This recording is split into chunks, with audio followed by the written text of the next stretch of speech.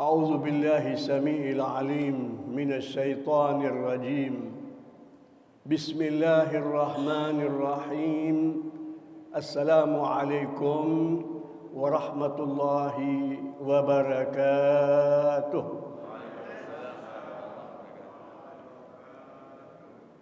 الحمد لله رب العالمين حمدا يوافي نعمه ويكافئ مزيده.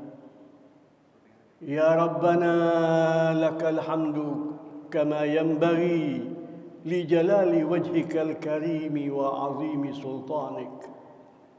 اللهم صل وسلم وبارك على سيدنا وحبيبنا وقرة أعيننا ومولانا محمد النبي الأمي وعلى آله وصحبه أجمعين.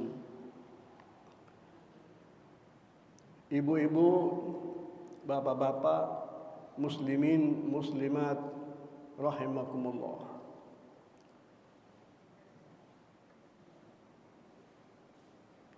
Kita sedikit mengulangi pelajaran kita yang lalu. Kita sama-sama menyimak firman-firman Allah Subhanahu wa taala yang ditujukan kepada salah seorang makhluknya yang kita kenal dengan nama iblis. Sesuatu yang sangat mencengangkan. Namun kita beriman kepada kitab Allah secara mutlak bahwa apa yang Allah sampaikan lewat wahyunya itu adalah suatu kebenaran, dan kita memahami Allah Subhanahu wa taala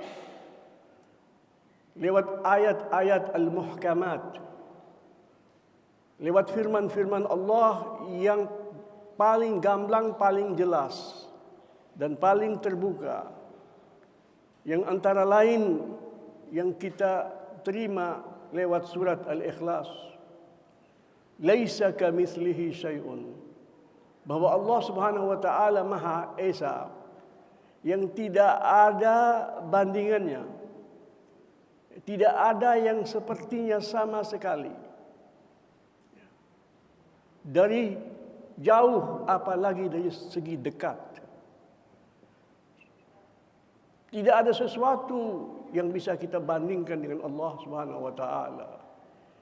Kita memahaminya itu, lam yakun lahu kufuwan ahad, laisa kamitslihi syai'un. Bagaimana Allah Subhanahu wa taala berbicara kepada iblis? Caranya bagaimana? Langsungkah pembicaraan itu, atau dimandatkan kepada salah seorang makhluknya dari kalangan malaikat-malaikat agung seperti Jibril alaihi salam umpamanya? Bagi kita itu adalah suatu kenyataan yang kita imani dengan tanpa keraguan sedikit jua pun, atas dasar laisa kamitslihi syai'un. Allah Subhanahu wa taala ketika memerintahkan kepada iblis untuk memberikan sujud penghormatan kepada Adam alaihissalam, dia menolak dengan penolakan yang keras. Di dalam saat yang sama dia masih menyebut Allah Rabb, pencipta, penganugerah, pemelihara, penguasa, pendidik. Itu makna kata-kata Rabb. Boleh jadi itu hanya sekedar ucapan yang dia ucapkan tanpa makna, tanpa iman. Boleh jadi demikian.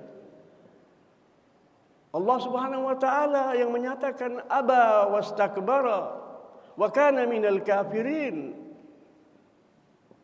Dia menolak dengan keras. Aba wastakbara. Dan dia menunjukkan kesombongan. Artinya apa? Membesar-besarkan dirinya. Dia makhluk yang kecil, yang hina dina. Ketika berbicara kepada Allah Subhanahu wa taala, itu lewat kata-katanya.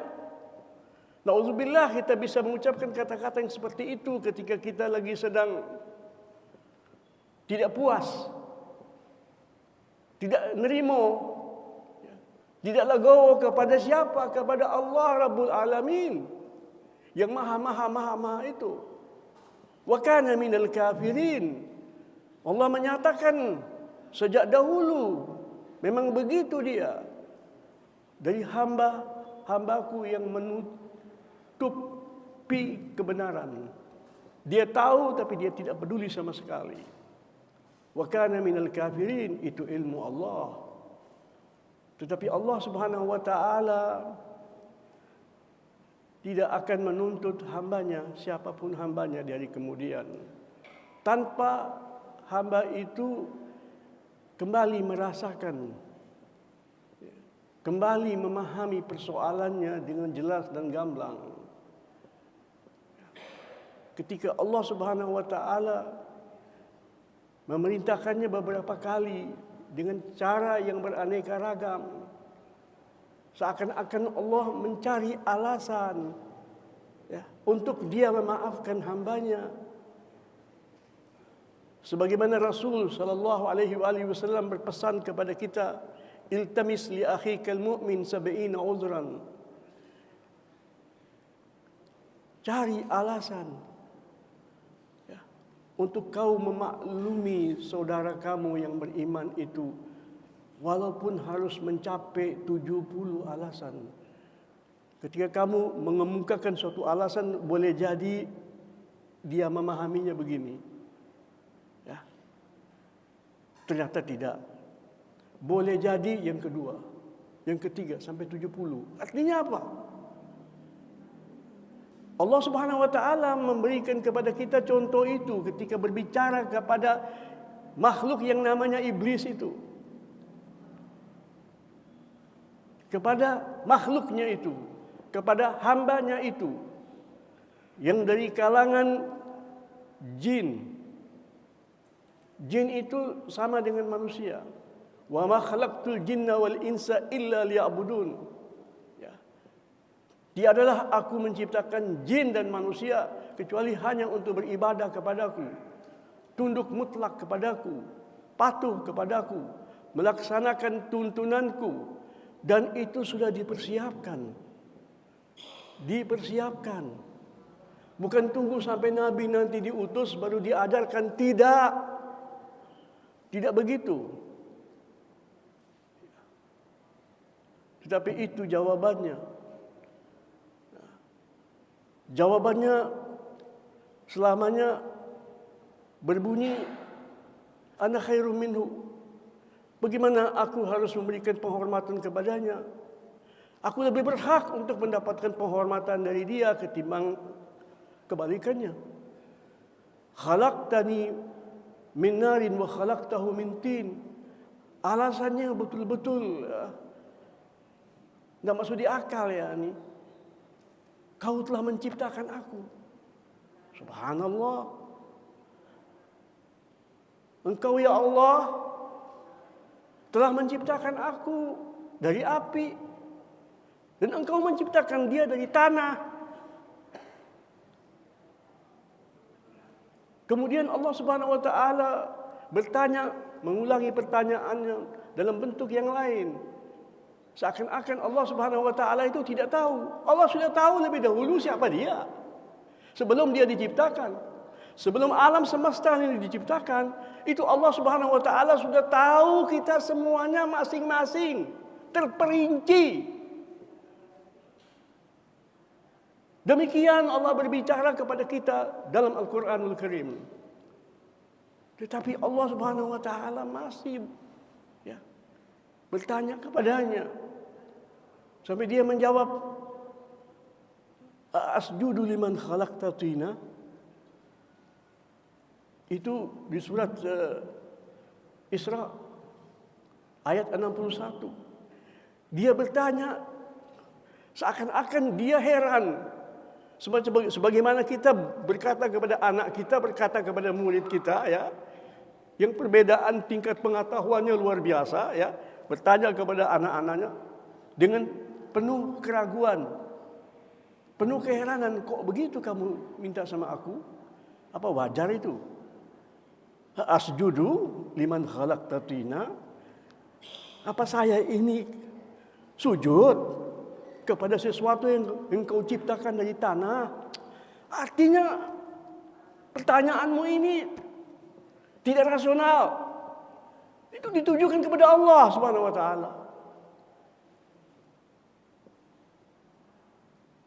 Allah sudah menentukan bahwa umurnya panjang iblis itu. Ilmu Allah, ketentuan Allah ketika Allah membagi jatah umur kepada makhluk-makhluknya, dia mendapat jatah umur yang panjang. Toh Allah tidak merubah. Lebih baik ku matikan dia sekarang saja. Ngapain biarin dia umur panjang? Tidak. Allah tidak lakukan itu. Karena itu ilmu Allah Subhanahu wa taala. Dia ingin memperlakukan hambanya itu ketika berbicara akan itu sesama makhluk itu enggak pantas sama sekali. Kita saja ketika bicara sama orang tua kita harus tahu bagaimana caranya berbicara, bagaimana caranya menjawab. Ketika kita dahulu belajar sama guru-guru kita yang soleh, yang alim,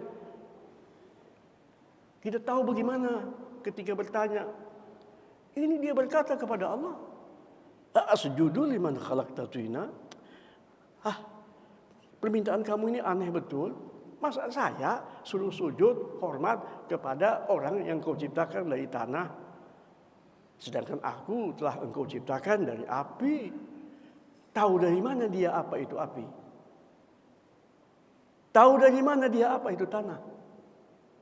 Ngerti apa itu makhluk itu? Betul Allah menciptakan dia dari api. Emang dia tahu api itu apa? Allah Subhanahu wa taala itu adalah apa? Mengetahui al-mulku wal malakut.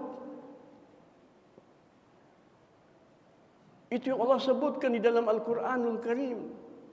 Ilmu Allah bukan ilmu sesuatu yang nyata dan jelas saja, tapi sesuatu yang dibaliknya, lautan rahasia dalam ciptaan itu. Tahu apa dia? Pencipta ini Allah Subhanahu wa taala.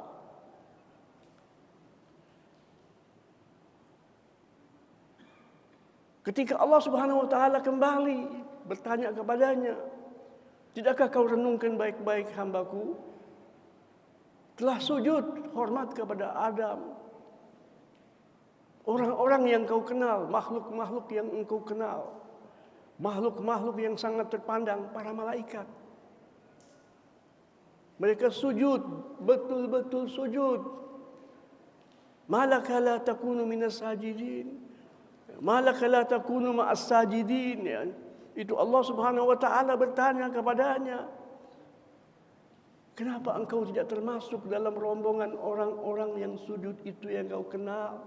Kau hidup bersama mereka, kau tahu siapa mereka. Katakanlah Adam ini baru saja saya ciptakan dia sekarang. Dia menjawab apa yang ditanyakan oleh Allah Subhanahu wa taala.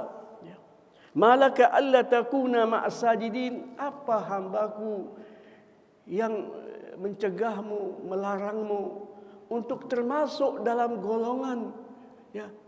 Tadi kan dia disuruh antas juda. Ini yang sujud ini betul-betul sujud itu dalam ilmu Allah.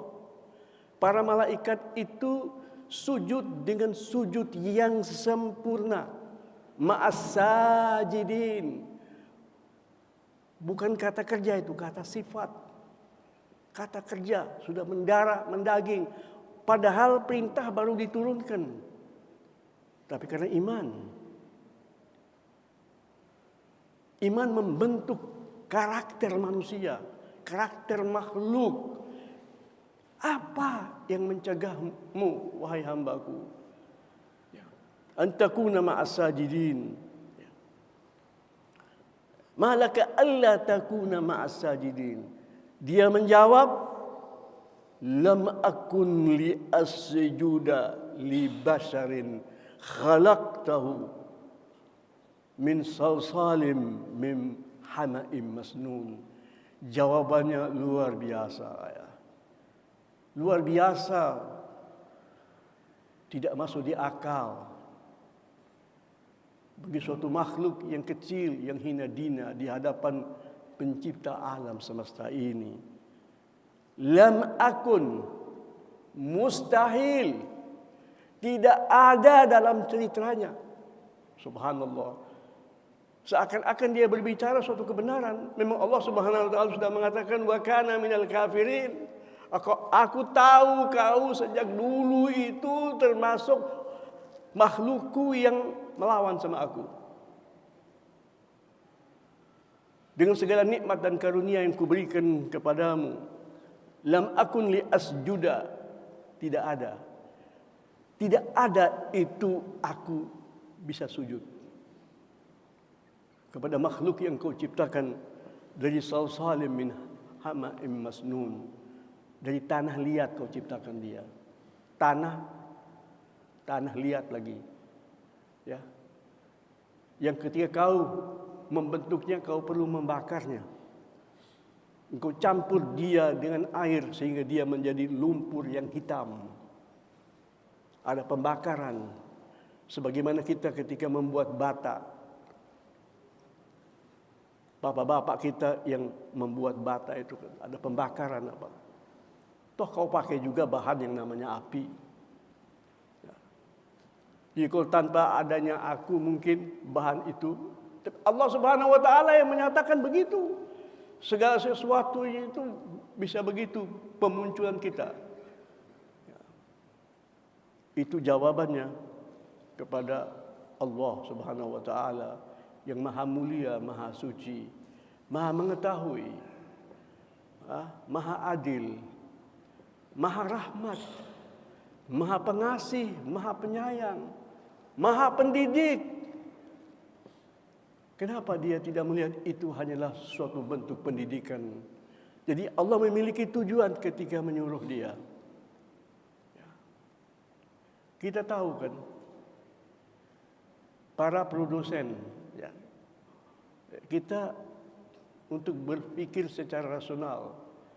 Para produsen ketika membuat barang-barang tertentu, barang-barang yang akan dipasarkan olehnya, barang-barang yang bakal ditawarkan kepada masyarakat dan dia mendapatkan keuntungan. Namanya makhluk. Hidupnya ini ketika berbuat, berusaha, itu tujuannya mendapatkan keuntungan. Keuntungan itu bisa material, bisa spiritual. Tidak ada di antara kita ini ketika berbuat tanpa tujuan itu tidak ada. Kecuali la sama Allah, mudah-mudahan tidak, itu akalnya tidak normal. Ada gangguan pada akalnya. Semua kita berbuat apapun tujuannya ingin mendapatkan keuntungan. Itu adalah pembawaan dan hasrat yang ditanam oleh Allah Subhanahu wa taala. Untuk apa? Untuk hambanya menjadi terdidik dari waktu ke waktu, dia meningkat sampai dia betul-betul yakin, ya, damai dan tentram bahwa tidak ada keuntungan kecuali dari penciptanya. Jadi bapak-bapak, kalau anak-anak kita belum sampai kepada suatu taraf bahwa tidak ada keuntungan hakiki, murni, mutlak, kecuali dari pencipta, dari Allah, perlu dikhawatirkan. Al-yaqinu huwal imanu kulluh. Yakin itu adalah iman yang sempurna. Harus sampai ke titik itu. Bahwa ujung-ujungnya yang ku cari sebetulnya, Yang kuinginkan sebetulnya Allah Subhanahu wa taala. Harus begitu. Kalau belum sampai ke itu, kita belum sampai. Mudah-mudahan Allah menyatakan bahwa iman. Tapi iman itu bertingkat-tingkat. Itu lewat apa itu? Lewat pendidikan. Maka kita yang membaca Al-Quranul Karim, kenapa harus anak kita melewat pengalaman yang panjang? Dari mula kita berkata begini, anakku yang berkata ini penciptamu. Ya. Wa anna ila rabbikal muntaha.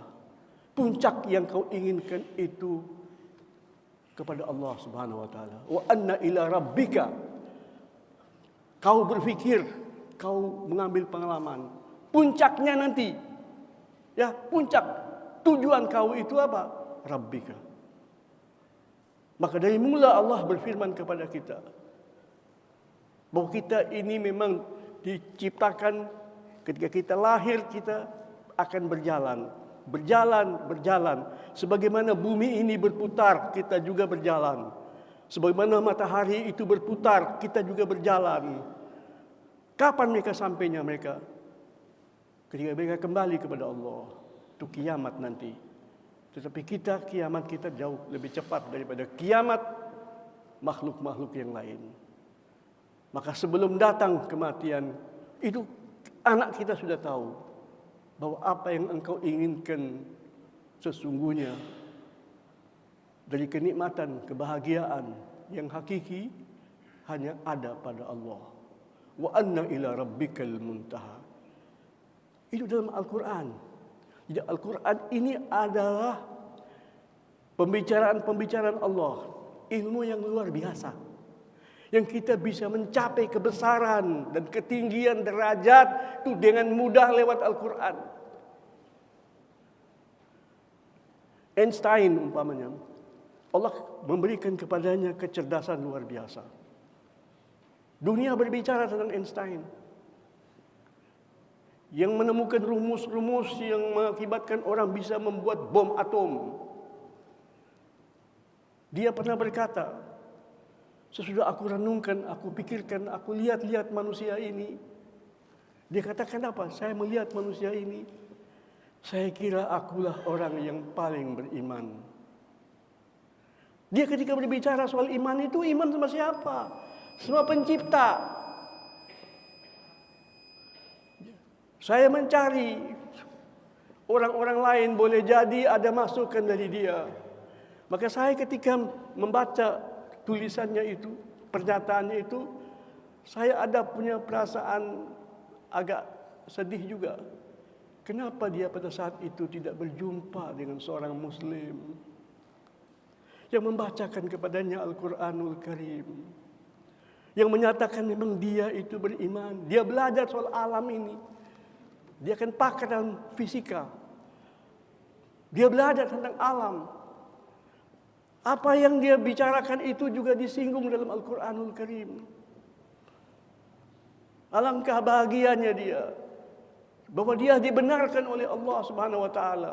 Dia termasuk ulul albab yang disebutkan di dalam Al-Quranul Karim. Ini sebagai contoh.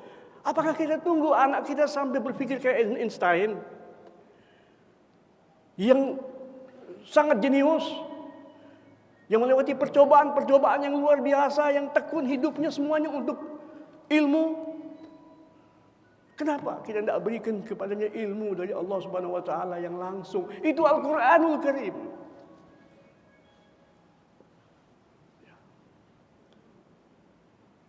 Kita tahu itu para produsen dari kalangan manusia ketika akan membuat sesuatu, katakanlah ketika dia akan membuat mobil atau membuat AC, itu semuanya dia berpikir sudah sejak lama itu.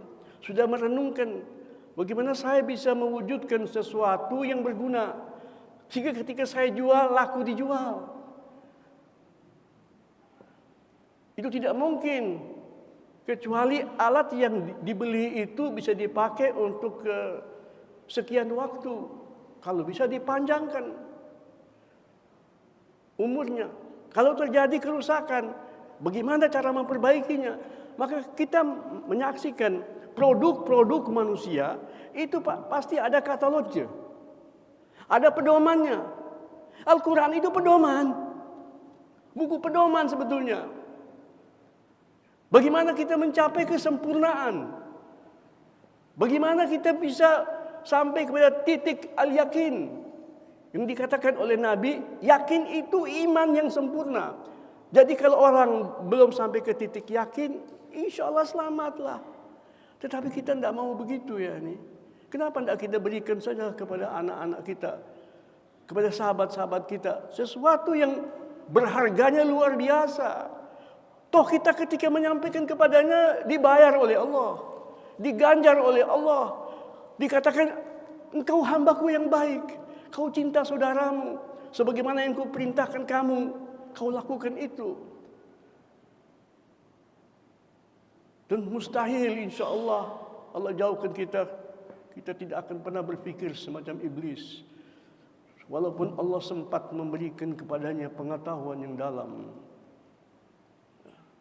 Allah yang memberikan kepadanya, tetapi dia tidak bersyukur kepada Allah Subhanahu wa ta'ala. Dia merasa dia lebih tahu apa itu api, apa itu tanah. Ya. Sebagian ulama itu berkata, ulama muslimin yani, berkata, perintah sujud kepada Adam yang ditujukan kepada para malaikat dan iblis termasuk di situ. Maka ada sebagian ulama menyatakan dia yang masukkan dirinya di situ karena kesal gitu, enggak? Ya. Kan kesal tuh, dia yang masukkan dirinya ke situ. Maka perintah itu mencakupi dia. Jawabannya begitu. Berbeda dengan para malaikat. Perintah sujud hormat kepada Adam itu persis seperti perintah kepada kita muslimin, umat Nabi Muhammad sallallahu alaihi wasallam, untuk menghadap kiblat. Kiblat kita di mana? Di Mekah. Kiblat kita itu apa? Ka'bah. Al-Masjidil Haram. Yang dikatakan Masjid Al-Haram itu Ka'bah. Segala sesuatu yang diberikan batasan oleh manusia, sampai di sini kita sholat, itu semua masuk Masjidil Haram. Intinya apa? Ka'bah. Ka'bah terbuat dari apa? Terbuat dari tanah juga. Batu. Kita terbuat dari tanah juga. Kita manusia. Mana lebih mulia? Ya. Batu pun bermacam-macam. Ada yang menjadi kiblat. Ada yang kita diperintahkan lempar dia. Lempar itu apa? Batu yang kita lempar. Apakah kita muliakan batu ini, kita sucikan dia? Kita muliakan dia sama-sama dengan Allah? Tidak. Syirik, kufur, dan tidak ada, alhamdulillah, subhanallah, tidak akan pernah ada muslim yang menyembah Ka'bah. Jangankan muslimin, sesudah datang Nabi Muhammad, setelah turun Al-Quran, orang Arab yang pada saat itu saja menyembah berhala. Berhala-berhala itu mereka kumpulkan, mereka taruh di Ka'bah untuk apa? Mereka tahu ini patung-patung ini Tuhan-Tuhanan yang kita buat. Ya enggak? Supaya agak mulia sedikit ya, kita taruh di Ka'bah. Subhanallah, orang Arab yang begitu kagum kepada Ka'bah, begitu mencintai Ka'bah, begitu memuliakan Ka'bah di zaman itu, di zaman jahiliyah, betul-betul jahiliyah loh.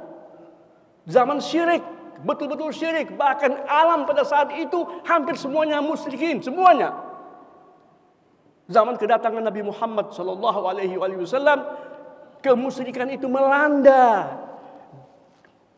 di muka bumi ini semuanya. Bukan berarti tidak ada orang yang hunafa, yang mengenal Allah. Ada, tetap ada. tapi jumlahnya sangat sedikit dan sangat terpinggirkan. Hamba-hamba Allah yang kaya, yang terhormat, para pemimpin-pemimpin itu yang mendatangkan berhala-berhala itu, yang menciptakan berhala-berhala itu. Untuk apa? Untuk makin berkuasa dan makin kaya di dunia. Kita baca betul-betul sejarah jahiliyah, semuanya begitu. Tetapi sampai sedemikian rupa penghormatannya terhadap Ka'bah. Ya, ada yang menyembah Ka'bah? Ada? Tidak ada yang menyembah Ka'bah. Jadi sebetulnya iblis dan para malaikat yang diperintah oleh Allah sujud kepada Adam alaihi salam itu sujud hormat. Di balik sujud mutlak kepada Allah, karena patuhnya kepada perintah Allah, patuhnya terhadap ketentuan Allah Subhanahu wa taala. Tetapi wa kana minal kafirin, dia tidak mau, dia sombong. Ya. Kita ini menghadap kiblat ketika kita sholat.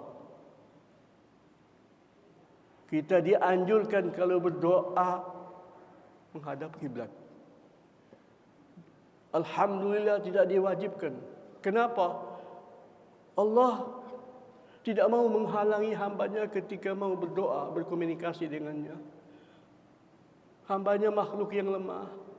Ketika tiba-tiba dia sangat memerlukan Allah, dia, ya Allah, saya perlu ini, saya begini. Itu di mana saja dia. Mau ke timur kek, ke barat kek, ke atas kek, mau ke bawah kek, pokoknya dia bilang Allah. Allah enggak mau menyulitkan kita. Tapi kalau kita ingat, kita hadap kiblat. Itu bagian daripada apa? Penghormatan terhadap apa? Terhadap Ka'bah. Memang di sana ada Hajarul Aswad. Hajarul Aswad itu sebagai tanda. Aslinya bagaimana? Ada pembicaraan lain. Tetapi itu bukan masalah yang terpenting. Yang terpenting itu kiblat. Hajarul Aswad itu titik kita memulai tawaf. Kita bertawaf mengitari Ka'bah. Seperti persis semacam bumi kita berputar mengelilingi matahari. Arahnya sama persis. Sebagaimana perputaran darah dalam tubuh kita. Sama. Arahnya sama persis. Alam semesta ini semuanya berputar. Semuanya. Pada titik induk galaksi. Dan galaksi-galaksi juga demikian. Wallahu a'lam. Keluasan ciptaan Allah Subhanahu wa taala. Tapi geraknya itu sama persis. Bahkan kita sunnahnya ya, dianjurkan jangan sampai kita ketika ke belakang ke kamar mandi ya, membersihkan diri kita, ada hajat kita tertentu, mau tidak mau kita di dunia, nanti kalau di surga tidak ada lagi ke sana, ke tempat yang namanya kamar mandi itu tidak ada ya. Kita kan juga ingin apa? Lebih sempurna ya, sampai ke titik puncak kenikmatan. Allah mengatakan ada itu hambaku. Aku yang membuat kau memerlukan itu. Dan tidak bisa kau dapatkan itu kecuali dari aku. Semuanya. Maka kita disunahkan supaya jangan menghadapi kiblat. Jangan membelakangi kiblat. Sampai setingkatan itu. Alhamdulillah kita patuh kepada Allah. Yang tidak bisa berbuat seperti itu pun sadar. Agak sedih kenapa saya tidak begitu istiqamah. Ya, niatnya istiqamah, tapi kemampuan terbatas. Mana kita lupa lagi kadang-kadang. Banyak masalah dalam kehidupan. Karena kita sudah niat begitu, sudah masuk dalam kategori istiqamah dan patuh. Dia berikan kita pahala, dia berikan kepada kita derajat. Itu Allah Subhanahu wa taala. Jadi kata ulama, kalau ada orang yang mengatakan saya tidak perlu menghadap kiblat, kafir. Faqad kafar. Tidak diterima sholatnya. Walaupun hidup kamu semuanya sholat. Karena kepatuhan kepada Allah. Wudu juga demikian. Ngapain kita pakai wudu segala macam? Kita patuh, kita terima kepada Allah. Kalau kita buang angin juga demikian. Tidak ada air. Susah pas kita di mobil. Tayamum. Jangan pernah kita ragu bahwa tayamum tidak bisa menggantikan wudu. Allah yang tentukan dia menggantikan wudu. Jangan pernah ragu. Karena tidak dapat kita terima itu dari siapa? Dari Nabi Muhammad sallallahu alaihi wasallam. Dia yang ajarkan kepada kita tayamum. Coba kemudahan dari Allah Subhanahu wa taala. Itu semuanya bagian daripada penghormatan kepada apa yang dinamakan Ka'bah. Ketertundukan kita kepada Allah Subhanahu wa taala. Kita memulainya ketika bertawaf dari Ka'bah. Kita mencium Hajarul Aswad. Sayyidina Umar Ibn Khattab berkata agar supaya didengar oleh orang-orang yang baru masuk Islam pada saat itu. Jadi ketika Nabi kita meninggal dunia, kan sekian banyak jumlah muslimin itu muslimin yang masih mu'allafa qulubuhum. Masih perlu belajar. Maka Sayyidina Umar Ibn Khattab berkata, "Hei Hajarul Aswad, engkau tidak mampu mendatangkan keuntungan bagiku. Engkau tidak mampu untuk mencegah bahaya dariku. Kalau bukan karena Nabiku Muhammad sallallahu alaihi wasallam menciummu, aku tidak pernah menciummu." Jadi apa? Kepatuhan kepada Nabi Muhammad, kepatuhan kepada Allah Subhanahu wa taala. Itu yang diucapkan oleh Sayyidina Umar Ibn Khattab. Tapi tetap dia mencium Hajarul Aswad. Maka kalaupun kita tidak bisa menciumnya dari jauh, kita mengatakan Bismillah, ya Allahu Akbar. Tangan kita gini, seakan-akan tangan kita memegangnya, terus kita cium tangan kita. Itu bukan kita buat-buat. Itu dari sononya memang sudah demikian. Sampai tingkatan penghormatan kita kepada Ka'bah, kita memulainya itu begitu. Saya ketika merenungkan ini, saya bersyukur kepada Allah. Alhamdulillah muslimin, subhanallah muslimin. Orang-orang yang baru belajar Islam, sudah patuh kepada Allah sedemikian rupa. Ini iblis ini kumpulnya dengan para malaikat-malaikat. Tetapi apa yang dia peroleh di balik itu? Apa?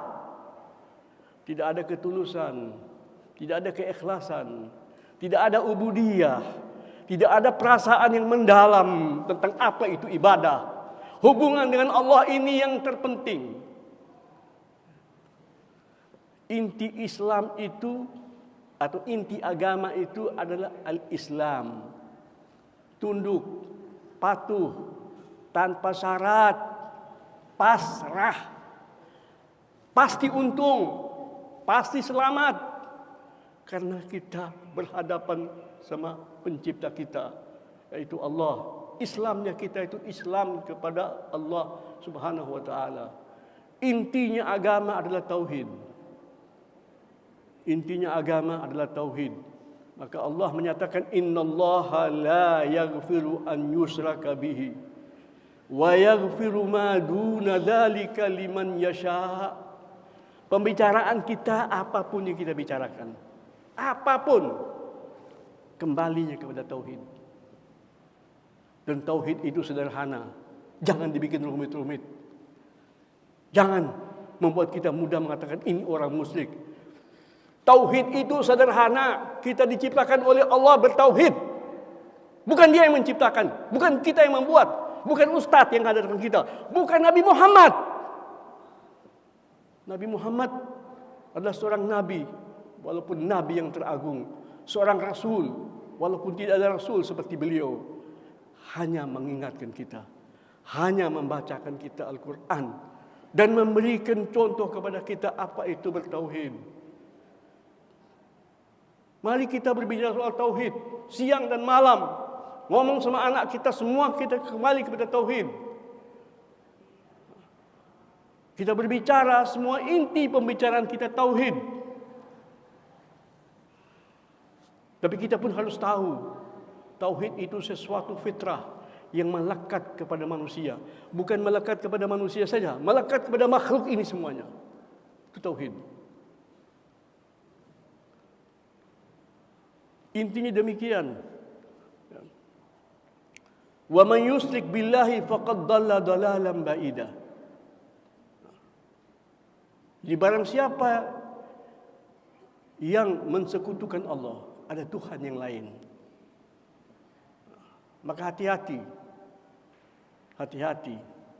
Yang selalu membuat manusia banyak keluar dari jalur tukang-tukang sihir, tukang-tukang tenung, yang hal-hal yang semacam itu, yang aneh-aneh itu, yang macam-macam, yang tidak rasional sama sekali. Nah, itu asal saja orang menjanjikan kita kebesaran, kekayaan, terus ngomong segala macam kita percaya, itu syirik, na'udzubillah. Yang menjanjikan kita rezeki, yang menjamin kita rezeki hanya Allah Subhanahu wa taala. Semua kita rezeki kita sudah terjamin oleh Allah Subhanahu wa taala. Itu inti-inti pelajaran di dalam Al-Qur'anul Karim yang harus dimengerti oleh anak-anak kita, saudara-saudara kita, dimengerti oleh muslimin dan non-muslimin. Itu wajib kita sampaikan. Atas dasar itu Allah Subhanahu wa taala memberikan kepada kita Al-Quranul Karim. Maka perhatikan, Allah Subhanahu wa taala ketika melepas ayah dan ibu kita dari surganya untuk mereka memulai peran kekhalifahan mereka di muka bumi, untuk mengatur kehidupan mereka dan anak cucu mereka di bumi. Bagaimana bergaul dengan makhluk-makhluk Allah, yang kesemuanya itu dia sudah tahu, semuanya bertasbih kepada Allah. Dia di bumi ada tumbuh-tumbuhan, ada batu-batu, ya, ada sungai, ada laut, ya. Itu semuanya diberikan ilmunya kepada mereka. Walaupun saya tidak bisa menjamin apakah Adam itu pernah sampai ke laut atau tidak. Ya. Bukan masalah itu sama sekali. Pokoknya makhluk Allah Subhanahu wa taala. Ya. Adam sampai meninggal dunia ya di seputar Mekah saja. Ya. Terus bagaimana berkembangnya? Wallahu a'lam. Mekah pada saat itu keadaannya bagaimana? Mekah di zaman Ibrahim beda dengan Mekah di zamannya Adam. Beda. Jadi ungkapan Adam alaihissalam bahwa di sini ya Allah semuanya batu-batu, tumbuh-tumbuhan tidak ada, ini tidak ada. Ya kita baca dalam Al-Quran. Doa Ibrahim alaihissalam menggambarkan itu. Mekah itu negeri yang gersang sekali, nggak ada apa-apanya itu. Toh Allah Subhanahu wa taala mengatakan kepada Ibrahim, letak anak kamu di situ, sama istri kamu di situ, berangkat, tinggalkan.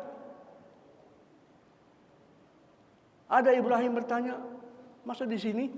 Tidak ada. Lihat bagaimana Ibrahim alaihissalam patuh kepada Allah, Islam kepada Allah Subhanahu wa taala. Bandingkan Ibrahim dengan iblis. Itu anak Adam itu, cucu Adam alaihissalam. Sampai datang Nabi Muhammad sallallahu alaihi wasallam, itu keadaan Makkah pada zaman Nabi juga sekarang ini, sekarang ini sudah terjadi perkembangan, pembangunan ini dan itu. Ya sama kurang lebih mirip dengan di zamannya Nabi Ibrahim, beda-beda tipis lah. Padahal ada 5.000 tahun loh antara Sayyidina Muhammad dengan Ibrahim alaihissalam. Dia masih mengatakan ana da'watu abi Ibrahim. Aku ini dengan segala anugerah Allah Subhanahu wa taala yang Allah berikan kepada saya, aku ini hasil doa ayahku Ibrahim. Ibrahim yang berdoa yang minta kepada Allah, wab'ats fihim rasulan minhum. Ya Allah, dari anak keturunanku ini. Karena pada saat itu hanya ada anaknya ada Ismail saja. Dia membayangkan nanti kapan Nabi itu diutus, dia enggak tahu. Kalau kira-kira 2-30 tahun yang akan datang, 100 tahun yang akan datang, itu hanya seputar mereka-mereka saja. Mungkin Ismail akan menikah dengan salah seorang musafir yang lewat, ada anak bawa anaknya umpamanya, terus Ismail itu kawin, akan lahir. Tetap saja Ibrahim memohon kepada Allah, utus dari mereka ya Allah seorang rasul saya ingin Rasul itu begini, begini, begini. Dia sifatkan tentang sifat Nabi Muhammad itu bagaimana. Hubungannya dengan Allah Subhanahu wa taala. Allah berikan itu dan Allah tambah. Itulah kedermawanan Allah Subhanahu wa taala. Kebesaran yang dia minta untuk anaknya itu yang akan datang, yang memimpin keluarganya. Akhirnya itu semua umat manusia adalah keluarga Nabi Muhammad sallallahu alaihi wasallam. Maka kita banyak membaca di dalam Al-Qur'anul Karim tentang kedudukan Ibrahim alaihissalam. Ya, saya kembali ya, Bapak-bapak. Ya. Saya khawatir pembicaraan saya ini terlalu panjang. Tapi mari kita sama-sama sedikit sabar untuk mendengarkan firman-firman Allah Subhanahu wa taala. Saya hanya membacakan saja ya. Jadi ketika Allah melepas Adam dan Hawa turun, itu Allah Subhanahu wa taala berfirman kepada Adam alaihi salam, ya. Fa imma ya'tiyannakum minni huda. Pasti datang kepada kalian hidayahku, bimbinganku. Padahal Allah Subhanahu wa taala sudah mendidik Adam di tempat pendidikan khusus yang namanya surga. Sudah itu. Tetapi Allah mengatakan apa? Pasti akan datang kepada kamu hidayat dari aku. Supaya apa? Supaya ingatanmu makin segar. Ya. Kau sampaikan kepada anak cucumu. Faman tabi'a hudaya fala khaufun 'alaihim wala hum yahzanun. Barang siapa dari anak keturunanmu. Alhamdulillah kita manusia semuanya ini anak keturunan Adam. Satu bapak, satu ibu kita ini. Allah menyatakan kepadanya, ya, siapa-siapa dari anak keturunanku ini, anak keturunanmu itu yang mengikuti hidayatku, faman tabi'a hudaya, barang siapa yang mengikuti hudaya, hidayahku, hadiahku, petunjukku, ya. Fala khaufun 'alaihim wa lahum yahzanun.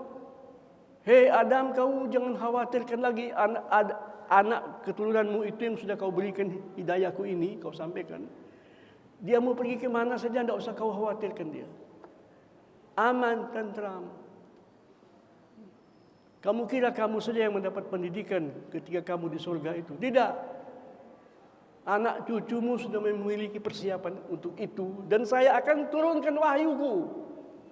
Faman tabi'a hudaya, siapa-siapa dari anak cucumu, wahai Adam, wahai Hawa, jangan engkau khawatirkan mereka. Kita semuanya sama loh. Seakan-akan kita Adam, seakan-akan kita ini Hawa. Sampaikan Al-Quran. Kemudian jangan kau galau dan gelisah memikirkan mereka. Aku jamin mereka tidak akan khawatir hidup di dunia. Tidak ada yang mereka takuti. Siapa saja yang mengancam mereka, siapa saja yang ingin mempengaruhi mereka, mereka tidak akan terpengaruh. Fala khaufun 'alaihim wala hum yahzanun. Mereka tidak akan pernah mengalami kesedihan yang terus-menerus. Kan kuuji mereka. Ujianku bisa membuat mereka sedih, tapi kesedihannya itu hanya lewat saja. Itu pun aku bayar. Ya, aku berikan kompensasinya. Itu Allah. Kan orang kira-kira kemudian anak cucu Adam mendapat rezeki dari Allah. Tiba-tiba datang banjir. Tidak ada hubungannya sama penjahat. Tidak ada hubungannya sama pemimpin yang zalim. Tidak ada. Ya, tergusur dia punya rumah. Sedih enggak? Sedih. Cuma sebentar. Kenapa? Allah yang kasih, dia yang ngambil. Tidak mungkin dia ambil kecuali dia ganti. Dan ganti yang lebih baik. Itu ada di mana? Dalam wahyu Allah Subhanahu wa taala. Sampaikan. Bukan kamu yang membuat anak kamu bahagia dan tentram. Bukan. Allah. Tetapi kamu berkewajiban mengingatkannya. Jadi kalau dia dibiarkan begitu tanpa dia mendapatkan wahyu pun, dia akan kembali dan damai. Tetap, tapi agak lama. Supaya lebih cepat kau berikan dia wahyu ini. Itulah kerja nabi-nabi. Nabi-nabi itu hanya membacakan firman-firman Tuhan. Sesuatu yang sudah tertanam di hati kita itu disegarkan kembali, dihidupkan kembali dalam bentuk kehidupan yang lebih mantap. Itu tugas nabi-nabi. Allah Subhanahu wa taala dalam wahyu Allah Subhanahu wa taala Allah menyatakan begitu. Tidak perlu kau khawatirkan sama sekali. Tidak ada kesedihan yang menimpa mereka kemudian berkelanjutan, apalagi menjadi putus asa, apalagi jadi mensekutukan Allah. Tidak akan pernah terjadi. Itu keselamatan. Nah, kemudian Allah juga berfirman, ya, ini semuanya berkaitan sama Adam. Jadi kalau saya baca ayatnya dari awal panjang. Tapi kalau saya sama murid-murid saya, karena dia buka Al-Quran langsung masing-masing bawa-bawa. Dia lihat, saya akan suruhkan dia terjemahkan, coba, ayo. Maka ada ayat ya di surat Al-Hijr sama itu. Yang Allah katakan dahulu di mana? Di surga Adam. Kemudian Allah turunkan lagi untuk menjadi rekaman yang lebih jelas. Ya, disampaikan oleh Adam kepada anak cucunya. Allah Subhanahu wa taala menyatakan apa? Ya. Faman tabi'a hudaya. Ya. Di dalam Al-Quran, faman tabi'a hudaya fala yadhillu wala yasqa. Agak lain sedikit. Barang siapa dari anak cucumu itu mengikuti apa yang saya firmankan kepada engkau, wahai Adam, ya, kemudian wahai Nuh, kemudian wahai Ibrahim, kemudian wahai Muhammad sallallahu alaihi wasallam, itu apa? Allah menyatakan apa? Fala yadillu. Dia tidak akan sesat. Ketika dia mau mencari penyelesaiannya bagaimana? Solusinya bagaimana? Fala yadillu. Tidak akan sesat, tidak akan bingung. Wala yasqa, tidak akan sengsara. Itu Al-Quran. Bukankah ini suatu rahasia yang luar biasa? Bukankah ini suatu ilmu yang luar biasa? Adakah hikmah yang seperti ini? Adakah petuah yang seperti ini? Ini petuah dari Allah Subhanahu wa taala. Nabi kita menyatakan apa? Al-hikmatu dhalatul mu'min. Hikmah apa? Hikmah itu ucapan-ucapan yang mengantarkan kita kepada kebenaran. Hikmah adalah ucapan-ucapan yang benar. Itu Nabi mengatakan apa? Bisa jadi yang mengucapkannya non-muslim. Bahkan bisa jadi yang mengucapkannya itu orang yang tidak percaya sama Tuhan. Karena pembawaan manusia kadang-kadang dia tidak sadar bahwa dia itu sebetulnya dapat ilmu itu dari Allah. Itu hikmah namanya. Nabi katakan apa? Al-hikmatu dhalatul mu'min. Hikmah itu adalah barang yang bernilai, yang terus-menerus digandrungi dan dicari oleh seorang yang beriman. Ini Nabi yang ngomong loh. Bahwa seorang mukmin itu kerinduannya kepada hikmah itu luar biasa. Begitu dia dengar satu ucapan yang benar, dia tertarik. Ya. Ainama wajadaha, di mana saja dia menemukannya, huwa ahaqqu biha. Di mana saja dia mendapatkan hikmah yang diucapkan oleh seseorang, ternyata orang ini tidak beriman. Mukmin ini lebih berhak untuk memilikinya ketimbang orang yang mengucapkannya. Perhatikan. Kalau dia mengucapkannya tetapi dia tidak yakin, dia hanya pintar ngomong doang untuk mencari pasaran supaya orang bilang dia hebat, kita dengar, kita ambil. Hikmah itu tidak akan bertentangan dengan Al-Quran. Kalau kita mau menilai suatu hikmah, lihat ayat Quran, cocok atau tidak. Sampai setingkat itu, ya, bimbingan Islam kepada kita sehingga menjadi manusia yang berwawasan. Nah, ini mudah-mudahan apa yang Allah sampaikan ini membuat kita semuanya, termasuk saya, kita semuanya berdoa kepada Allah Subhanahu wa taala. Mudah-mudahan kita membaca Al-Qur'an, berusaha untuk memahaminya, meyakininya, kemudian kita menyampaikan kepada orang lain yang paling dekat, yang paling berhak. Yang paling dekat, kata Nabi, yang paling berhak untuk mendengarkan dari kita. Oleh karena itu Allah perintahkan Nabi Muhammad, wa anzir ashiratakal aqrabin. Berikan peringatan, bacakan kepada anggota keluargamu yang paling dekat. Semua nabi-nabi mendapat perintah dari Allah begitu. Jadi Adam, seakan-akan semuanya itu kembali kepada kisah Adam. Semua mereka Adam. Walaupun sekian banyak Rasul, ya, yang kita fahami derajatnya lebih tinggi daripada Adam, tapi semuanya mencintai Adam. Karena Adam adalah bapa mereka. Manusia pertama yang mendapatkan amanah dari Allah Subhanahu wa taala.